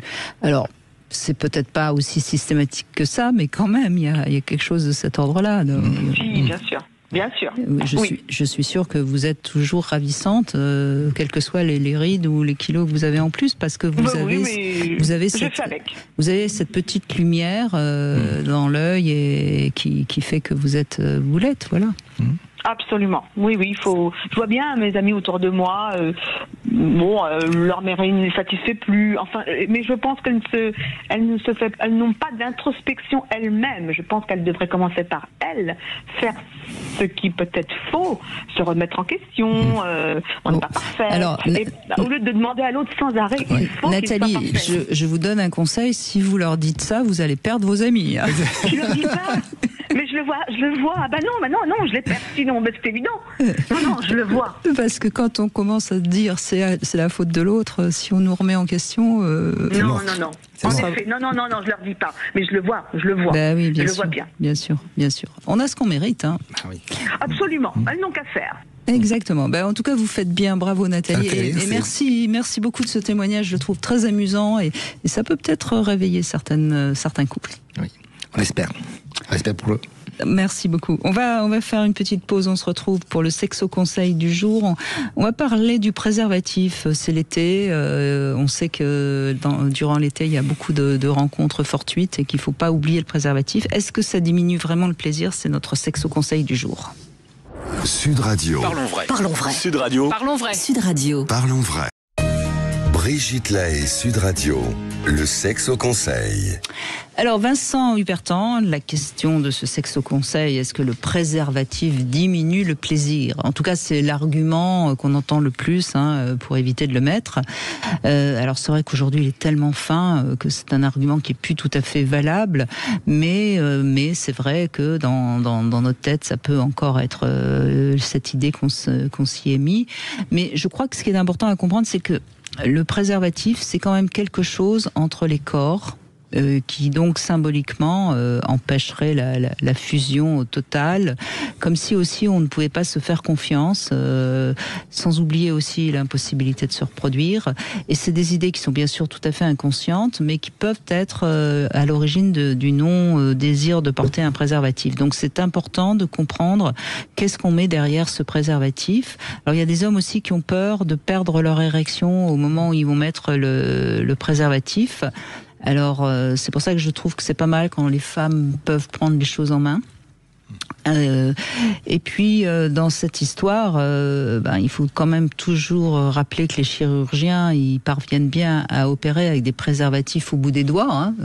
Il me semble, Vincent Hubertan. Sans perdre rien dans la sensibilité, dans la tactilité obligatoire en chirurgie. Bon, donc vos doigts sont quand même très sensibles. Si vous pouvez opérer avec 5 préservatifs à chaque main, c'est que quelque part ça n'enlève pas tant que ça le plaisir. Donc argument bidon. Ça y est, on a réussi à le. Voilà, donc je vous trouve. J'ai essayé de trouver des bons conseils pour convaincre votre partenaire s'il vous dit qu'il veut pas mettre de préservatif. Écoute, si tu mets pas de préservatif, de toute façon il y aura pas de rapport, donc tu auras de toute façon aucune sensation. Ça c'est un premier argument imparable. Si c'est les capotes Mercer, il y en existe des XXL. Tout détail. Je sais pas le mettre, pas de problème, c'est moi qui vais te le mettre. J'ai fait le test la semaine dernière, d'accord, mais moi j'en ai jamais fait, ça devrait peut-être aussi le faire réfléchir. J'en ai pas, mais vous en avez toujours sur vous. Pour qui tu me prends? Pour quelqu'un d'irresponsable ou quelqu'un qui me respecte? Si tu ne veux pas en mettre, on saura jamais si je peux tomber amoureuse de toi. Voilà, c'est tous ces arguments-là qui peuvent peut-être le faire changer d'avis, non? Oui, absolument. Bon, vous en trouverez peut-être un autre, mais ayez un argument sous la main, mais surtout, un coup d'un soir sans préservatif, c'est ridicule. J'ai un conseil à donner aux hommes, car si on n'a pas l'habitude et que tout d'un coup le soir, vous avez fait de la rencontre et vous avez perdu l'usage, vous ne savez pas comment le faire, évidemment que vous êtes stressé, évidemment que vous allez perdre votre érection. Donc, conseil, messieurs, vous n'avez pas des rapports réguliers avec une partenaire. Apprenez à vous en servir en dehors de l'usage. Il faut s'entraîner, il faut préparer. Donc il faut minimum. Donc faites comme les Belges, mettez un préservatif pour vous masturber. Voilà, faites le type belge. C'est une boutade qu'on connaît, bien sûr. Mais c'est un conseil réel que je donne. Oui, bien sûr, vous avez 100% raison, évidemment. On continue avec Arnaud qui nous rejoint. Vous avez 35 ans, Arnaud, et vous avez, vous aussi, évolué. Merci de nous en faire part. Bonjour. Oui, bonjour Brigitte, bonjour Vincent. Bonjour Arnaud.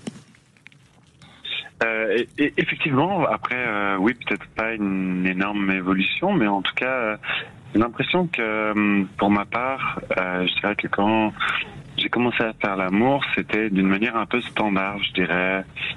On est un peu peut-être maladroit, ou je dirais, on fait comme on pense que ça soit bien de le faire comme ça. Mais je dirais que plus ça va, plus je dirais que je suis attentif à cette espèce d'inconscient, à l'atmosphère, à ce qui se dégage de l'autre, mais dans le non-dit, quoi. Pour moi, il y a vraiment quelque chose à sentir beaucoup plus, et je dirais que j'aime beaucoup m'y confronter, quoi. Pour moi, il y a une sorte d'énergie qu'a l'autre, on a la sienne, et je dirais que je prends beaucoup plus ma place presque directement, quoi. Il y a une sorte de... Donc vous cherchez la connexion, si je puis dire, de corps à corps.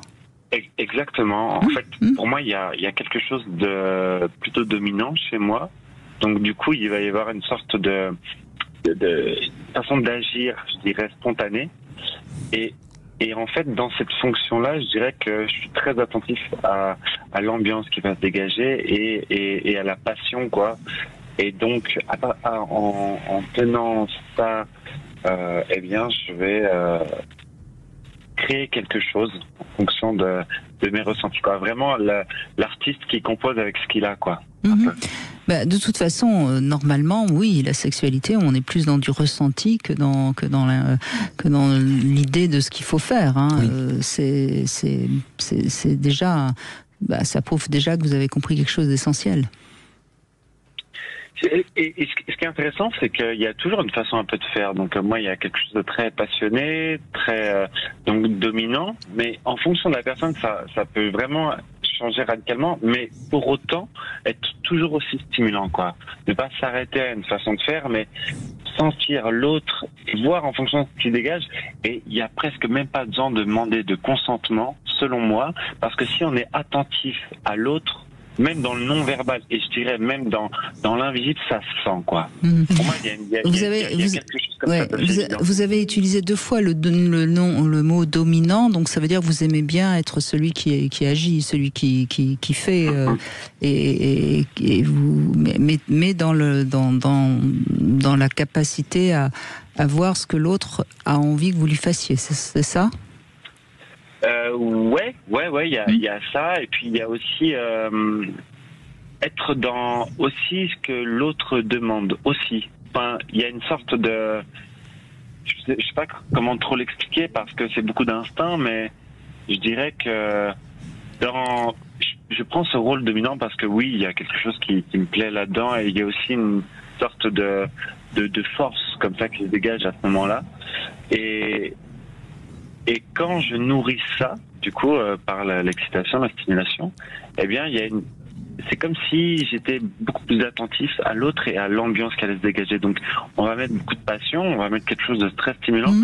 Et en plus de ça, il va y avoir une sorte d'écoute de l'autre, où je vais nourrir, ce qui me semble lui correspondre aussi. Et en étant connecté à moi, mon désir, et à l'autre, et ben du coup une sorte d'alchimie qui vient, quoi. Et je dirais même que je sais si on va bien s'entendre sexuellement même avant de l'acte, quoi. Mais vous savez, pour que tout le monde comprenne ce que vous dites, moi je vais prendre l'exemple des animaux. Les animaux n'ont pas le langage, et pourtant quand on les voit se rencontrer, quand on voit par exemple 2 chiens se rencontrer, ça se renifle, ça se mesure, et ça se comprend très très bien. Et donc je vois pas pourquoi nous, en tant qu'humains, surtout dans quelque chose qui est aussi intense que la sexualité, on serait pas capable de se ressentir, de se renifler, de se comprendre et de s'adapter et de se connecter l'un à l'autre. Est-ce que ça vous va, ça, comme comparaison, Arnaud? Oui, bien sûr. Pour moi, il y a ce langage non verbal, quoi, cette sensation auquel il faut être attentif, où parfois le mental prend le dessus, et donc du coup on n'est pas attentif à ça. Pour moi, on a perdu un peu ça dans l'Occident, quoi. Peut-être que dans d'autres pays, dans d'autres continents, ils ont ça, mais en tout cas chez nous, il me semble qu'on a beaucoup trop intellectualisé les choses. Et je trouve que être attentif à ça, à son instinct comme ça, bah oui, animal quelque part, mais c'est sentir, quoi. Et oui, donc je peux sentir quelqu'un où je vois que oui, il y a quelque chose qui se dégage de cette personne, et je crois, même si ça peut être complètement contre les préjugés, par exemple, je sais pas, contre une esthétique, je parle de la personne en elle-même ou son apparence, malgré tout, je peux sentir que à l'horizontale, ça peut être radicalement différent, quoi. Il y a vraiment quelque chose qui va matcher si on est attentif à son instinct, quoi. Alors je suis tout à fait d'accord avec vous, avec cet aspect technique, normatif, taille, nombre, et que votre descriptif me rappelle cette danse sublime qui est tango, dans lequel on est dans l'écoute. Il y a la dimension technique, mais on improvise avec l'autre. Je l'avance, je suis dominant parce que c'est un qui mène la danse, donc l'autre suit dans une espèce de magie, d'une alchimie, puis que les deux ne font qu'un. Enfin, parce qu'on voyait une danse qui est réussie. En fait, vous voyez pas du tout 2 individus, vous voyez un couple qui danse, et ça c'est magnifique parce qu'ils arrivent à être sur la même longueur d'onde, avec d'improviser, avec à développer. Et là, ça commence avant, ça commence par le lien, et ça continue tout au long de cette danse qui est sublime, qui est magnifique, qui fait que, et ça dégage, et d'ailleurs ça dégage autant de sensualité, parce que on improvise, on joue avec les corps, avec des sensations, avec des images, et donc du coup c'est pour ça qu'on aime la sensualité du tango. Mais d'ailleurs, le mot coït, ça veut dire aller ensemble. Hein. Donc, en principe, on devrait. Pour moi, c'est exactement ça. La métaphore de la danse, c'est exactement ça, quoi. C'est par exemple, peu importe qui, mais en tout cas là, ce sera moi qui vais proposer, qui vais tendre la main, qui va amener une proposition. Et ensuite, voilà, il y a le tyran qui n'est focus que sur lui. Il y a quelque chose d'égoïste, il n'y a pas de chaleur, mais il y a celui qui emmène et qui est attentif aussi à l'autre. Et là, comme vous dites, oui, il y a une alchimie, il y a quelque chose qui se passe. Mais là où la comparaison avec la danse est parfaite, c'est que dans la danse, par exemple, que ce soit la valse, le tango, le rock, si les deux veulent dominer, ça marche pas. Hein. Donc vous avez pas tort, Arnaud, parce que en effet vous allez dominer, certes, mais dans un rapport à l'autre qui en vérifiant bien que l'autre vous suit, quoi. Et c'est non-verbal. Et c'est entièrement non-verbal. Parce qu'on n'a pas besoin de le dire. On se regarde, on touche, on voit tout de suite où l'autre veut m'amener. Exactement. Bon, écoutez, continuez à être dans le ressenti. Vous êtes sur la bonne voie, visiblement, Arnaud. Merci de votre appel. Vous avez 35 ans, hein, donc c'est bien d'avoir déjà tout compris. Cette tout maturité ça, sexuelle. On fait une petite pause et il est déjà temps de conclure dans un instant sur Sud Radio. 14h-16h, Brigitte Lahaie, Sud Radio. 14h-16h, Brigitte Lahaie, Sud Radio. Vincent Hubertan est avec nous, vous êtes urologue, sexologue et on peut vous retrouver sur votre podcast Prostate Minute. On a eu beaucoup de témoignages, alors on a eu plutôt des hommes autour de avant 50 ans, mais je crois que Christophe, vous avez un petit peu plus, 60, 61, c'est ça ? Bonjour Brigitte, bonjour Vincent. Bonjour. Moi j'ai 61 ans, mais comme je dis, je ne les fais pas. Enfin, c'est ce qu'on me dit. C'est ce qu'on vous dit, oui. Écoutez, c'est ce qui compte. Ça va venir, Christophe. Mais c'est ce qui compte, vous êtes parfait. C'est parce que je veux être optimiste et enthousiaste. Non, mais peut-être que vous avez une bonne hygiène de vie. Vous savez, à 60 ans, si on a une bonne hygiène de vie, on est encore en pleine forme. Après, si on est obèse, qu'on fait pas de sport, tabac, on fait plus. Non, j'ai une bonne hygiène de vie. Je fais attention à moi. Bon voilà. Donc, c'est ça, oui. Voilà. Et puis j'ai peut-être de la chance aussi. Vous avez peut-être sur le plan génétique, plutôt une bonne santé. La chance d'avoir des parents en bonne santé. Voilà, c'est vrai. Donc je suis en bonne santé. Donc voilà. Pour en revenir au sujet, sexualité masculine. Moi, j'ai commencé ma sexualité, j'avais 17 ans. Sexualité à deux, dans le partage. Et moi, je suis un homme de partage, de consentement, d'improvisation. Mais vous êtes toujours avec la même ou vous avez changé? Non, il y en a eu plein. D'accord. Il y en a eu plein. Et là, je suis avec la même depuis 2 ans. On est très épanouis. Moi, j'ai jamais eu de problème avec ça. J'ai cette chance. J'ai pas de tabou. J'ai pas de sexualité solo, sexualité à deux, à plusieurs. Voilà. Donc, oui, vous avez beaucoup clients pour l'émission d'aujourd'hui, mais. Si, parce que vous êtes bien d'accord que votre sexualité, elle a évolué depuis que vous avez 17 ans. Absolument, elle a évolué. J'ai découvert la sexualité à deux, donc comme je le disais, à 17 ans, avec une jeune femme qui était plus âgée que moi. Et puis ça a progressé, ça a évolué, et puis jusqu'au jour où j'ai découvert que j'aimais la philosophie du libertinage et que je me suis découvert polyamoureux depuis très peu de temps grâce à la partenaire que j'ai aujourd'hui. Voilà. D'accord, qui elle aussi, j'imagine, est poly. Oui, pareil. Elle était polyamoureuse et elle a découvert le libertinage avec moi. Voilà. Et quelle différence vous feriez entre le libertinage et le polyamour ? Dans le libertinage, c'est plutôt une philosophie de vie avec des pratiques différentes à l'intérieur si on parle de sexualité, mais c'est surtout une philosophie qui tourne autour de la liberté. Et le polyamour, ça fait appel au sentiment sans pour autant forcément de la sexualité. D'accord, donc c'est qu'on peut être polyamoureux, c'est-à-dire avoir une relation avec qui on serait bien, mais sans pour autant avoir du sexe. Pas forcément. D'accord. Oui. C'est très obligatoire. Hein. C'est intéressant parce que la définition du polyamour, j'entends jamais la même définition, quelle que soit la personne qui m'en parle. Et alors moi, franchement, j'y crois pas beaucoup sur le long terme, pour tout vous dire. Moi, je pense que c'est l'avenir dans les 100 ou les 100 prochaines années.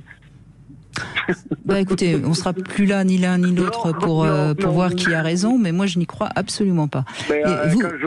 Oui. Et vous, Vincent ? Non plus. Non plus. Hein. Oui. Quand on voit le nombre d'adultères qu'il y a sur parce que les gens se vouent fidélité, entre guillemets, parce que non, mais alors attendez, on ne parle pas de la même chose. Oui. Moi, je suis persuadée. Non. Non, pas de la même chose. Mais non, on ne parle pas du tout de la même chose. Moi, évidemment que je suis pour qu'on dédramatise l'infidélité et que ce ne soit pas une première cause de rupture. Yes. Mais entre accepter que l'autre ait pu avoir un petit écart ou ne pas le savoir d'ailleurs, et puis tout se dire comme si on pouvait être dans une transparence totale. Vous voyez, c'est un grand écart quand même. Hein. Oui, tout à fait. Mais moi, je pense que le polyamour, c'est quoi ? C'est pouvoir aimer plusieurs personnes à la fois, quoi. Mais non, mais c'est pouvoir accepter que l'autre aime quelqu'un d'autre. C'est pas... moi, je suis très libre. Je n'ai jamais posé la moindre question avec l'homme avec qui je suis. Mais j'ai pas envie qu'il me raconte ou qu'il me dise qu'il a quelqu'un d'autre de temps en temps. Ça ne me regarde pas. Voilà, oui, c'est tout. Tout à fait, oui. Donc c'est pas... Moi, je suis un peu comme vous aussi. Hein, alors, c'est pas du polyamour, alors.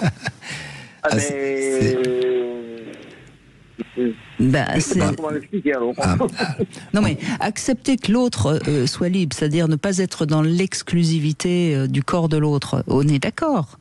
Mais c'est pas ça le polyamour. Le polyamour, c'est on est ensemble, mais on a le droit d'aller ce soir, mon chéri, je sors avec quelqu'un d'autre. On a le droit d'avoir des sentiments pour quelqu'un d'autre. Bah oui, mais moi j'ai pas envie de savoir que mon partenaire a des sentiments pour quelqu'un d'autre, même si s'il en a le droit. Oui, je l'entends. Le polyamour nécessite qu'on accepte que l'autre aussi, à son tour, peut être polyamoureux, que je ne suis pas. Et on a besoin de cette unicité. On a tous besoin voilà. Par rapport à nos parents, on aime bien que, si on est dans une fratrie, on aime bien d'imaginer qu'on est le plus aimé de tous, même si on sait que les parents vont aimer chacun des enfants de la même manière, mais on a besoin de savoir que moi, je suis le plus aimé. Donc c'est pareil, donc c'est compliqué d'accepter que l'autre a d'autres amoureux en même temps que moi. Et donc ça fait une petite graine qui va vite devenir un poison. Je ne dis pas que c'est simple, attention. Hein. Pardon ? Je ne dis pas que c'est simple à vivre. Hein. Ben moi, je dis que sur le long terme, c'est impossible. D'accord. Mais vous verrez bien. Hein, pour l'instant, ça a l'air de bien vous convenir. Ça fait 2 ans, c'est bien. Mais est-ce que vous avez le sentiment d'être le préféré pour elle ou pas ? Oui. Ah bah voilà, c'est pour ça. C'est pour ça que pour l'instant, ça marche. Je vous mets en boîte, je suis pas gentil. Non, mais c'est intéressant, quoi. Ça permet de réfléchir sur le sujet, bien que j'ai beaucoup réfléchi à ce sujet-là, sur ce sujet-là. Mais non, mais ça va, tout va bien.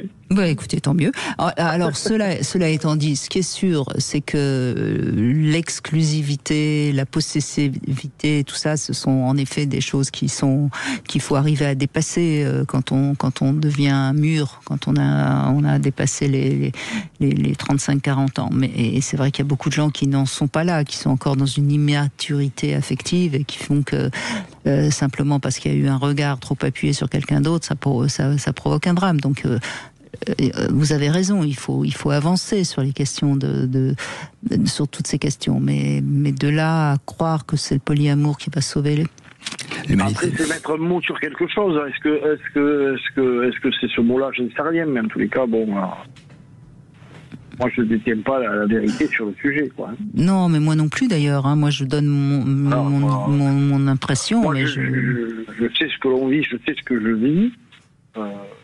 Après, par exemple, je sais qu'il y en a... Ma chérie, à moi, là, quand elle remonte dans l'est de la France, elle a des gens qu'elle aime, qu'elle voit, tout ça. Qu'est-ce qu'il faut ensemble? Je ne sais rien, je m'en fous, quoi. Ça ne m'intéresse pas, quoi. Mmh. Mais vous êtes suffisamment sûr de vous pour que ce soit pas quelque chose qui vous tracasse trop. Mais ça, c'est sûr que la confiance en soi est primordiale. Bah oui, vous voyez déjà, vous êtes... ça en fait des conditions. Et vous êtes sûr qu'elle va vous revenir? On n'est jamais sûr de rien. Mais a priori, si, puisque vous pensez que vous êtes... Ce qui m'intéresse, puisque je suis dans l'amour avec elle, ce qui m'intéresse, c'est qu'elle soit heureuse. Si elle ne revient pas et qu'elle est heureuse, c'est ça aussi l'amour. Ça, je suis d'accord. Ça, je suis d'accord. Vous comprenez, j'en suis arrivé là, à force c'est pour ça que je ne suis pas dans la jalousie, ni la possession, ni tout ces... Mais est-ce que vous avez envie qu'elle vous donne des détails sur ce qu'elle vit? Non, donc, voilà, donc en fait, on est un peu d'accord, hein, je crois. Oui, je pense qu'on est, on est très d'accord même. Non, ça, les détails, ça m'intéresse pas, ça. Ah non. Non, vous voyez bien que donc... c'est pas une philosophie. Ça lui appartient. Maintenant, ça lui appartient. Pourquoi moi je devrais être au courant? Mais j'entends bien. Voilà, ça lui appartient. Elle fait ce qu'elle veut d'elle-même. Je veux dire ça. Je n'ai aucune. Non, mais là, regarde là-dessus, quoi. Là, en effet. Parce qu'on est dans l'amour qu'on doit avoir un regard sur ce que fait l'autre. C'est pas parce qu'on est dans l'amour qu'on a l'exclusivité de son corps. Exactement. Mais c'est pas pour autant qu'on a envie de savoir qu'elle se sert de son corps avec d'autres corps. Ça m'intéresse pas, moi. Parce que vous avez pas envie de souffrir. Peut-être, mais ça ne m'intéresse pas. En grosso modo, ça ne m'intéresse pas. Sauf si elle vous ramène une IST, quand même. Ça peut vous intéresser. Ça, c'est encore autre chose. Là, on parle... Non, évidemment. Non, mais je vous taquine, mais je sens que vous êtes tout à fait juste. Oui. Vous êtes juste dans votre vision de voir les choses. J'entends pas de contradiction dans ce que vous dites. Vincent Hubertin, on sent bien. C'est du cœur, c'est du vécu, c'est des choses solides. C'est quelqu'un qui est confiant en soi, qui est aussi suffisamment amoureux pour accepter que le bonheur de l'autre passe avant le sien. Exactement. Oui, et puis vous avez compris que la sexualité c'est une chose et que le sexe c'est pas non plus un truc qu'il faut sacraliser. Vous avez compris. Oui, moi je suis d'accord avec ça. Je trouve qu'on sacralise trop autour de ça. Et ça, il faut. Moi, j'ai pas d'injonction à avoir. Je ne tiens pas la vérité, encore une fois. Mais au fil de ma vie et de mes expériences nombreuses, j'en suis arrivé là, quoi. Oui, on sacralise trop. Oui. À partir du moment où on s'est donné à quelqu'un, ça y est, on se donne les droits. Non, il faut désacraliser. Alors évidemment, dans l'amour, c'est quelque chose. Après, ça peut être un jeu, ça peut être plein de choses. Il faut, comme je dis, il faut y aller, quoi. Il faut se faire plaisir parce que c'est important pour soi et pour son équilibre personnel. Oui, mais vous voyez, c'est un discours qu'on peut avoir quand on a un peu vécu, quand on est en confiance avec soi. C'est toute la difficulté pour beaucoup de gens. Ils en sont très très loin. Réfléchir sur le sujet, oui. Il faut réfléchir sur le sujet et sur soi-même. Faut remettre en question soi-même. Je dirais même qu'il faut s'allonger sur le sujet. Oui. C'est exactement ça. C'est ça. Il faut s'allonger sur le sujet. Oui. C'est un parcours. Moi, c'est quelque chose qui m'a toujours intéressé depuis que j'ai commencé. Donc, je me suis toujours intéressé au sujet. Je me suis toujours questionné. Je parle beaucoup de ce sujet-là. C'est pour ça que je suis aussi à l'antenne avec vous, parce que votre émission est intéressante et on apprend toujours des choses, même si on a des expériences. Et ça demande. Moi, c'est un sujet qui m'intéresse parce que ça fait partie de la vie et c'est important d'avoir un bon équilibre à ce niveau-là. Ça permet de pouvoir avancer, de se réaliser, d'être joyeux, d'être heureux, peut-être de repousser la maladie. Je ne sais rien, on fait plein de choses, quoi. Je pense, Vincent Hubertin, que le rapport sexuel est un bon renforcement du système immunitaire. Déjà. On n'est pas seul, et c'est la solitude, c'est ça qui tue. Donc déjà, de la sexualité, on est vivant. Deuxièmement, ça joue au niveau du système immunitaire, de la confiance en soi, des hormones, dans le bien-être, c'est antidépresseur. Enfin, on a tout. La sexualité permet à tous les chapitres, tous les éléments de la vie d'être vivants, et donc d'avoir une espérance de vie allongée. Et rappelons-le, un orgasme, ça correspond à 2 cachets d'aspirine. Donc l'excuse d'avoir mal à la tête, ça ne marche pas. Voilà une belle conclusion. Belle conclusion, magnifique. Merci beaucoup en tout cas, merci beaucoup Christophe de cet échange et bravo pour votre philosophie de vie. Merci Vincent Hupertan sur Prostate Minute, votre podcast. On retrouve beaucoup de choses qu'on a dites d'ailleurs durant ces 2 heures, bien sûr. Et puis tout de suite vous retrouvez C'est votre avenir. Demain nous serons avec Philippe Breneau et on va se poser la question du couple. Dans un couple, quelles sont les différences qui vont séparer? Parce que il y en a forcément des différences, différences de culture, de religion, etc. On parle de tout ça avec Philippe Breneau. Temps de s'arrêter là. Sud Radio, votre attention est notre plus belle récompense.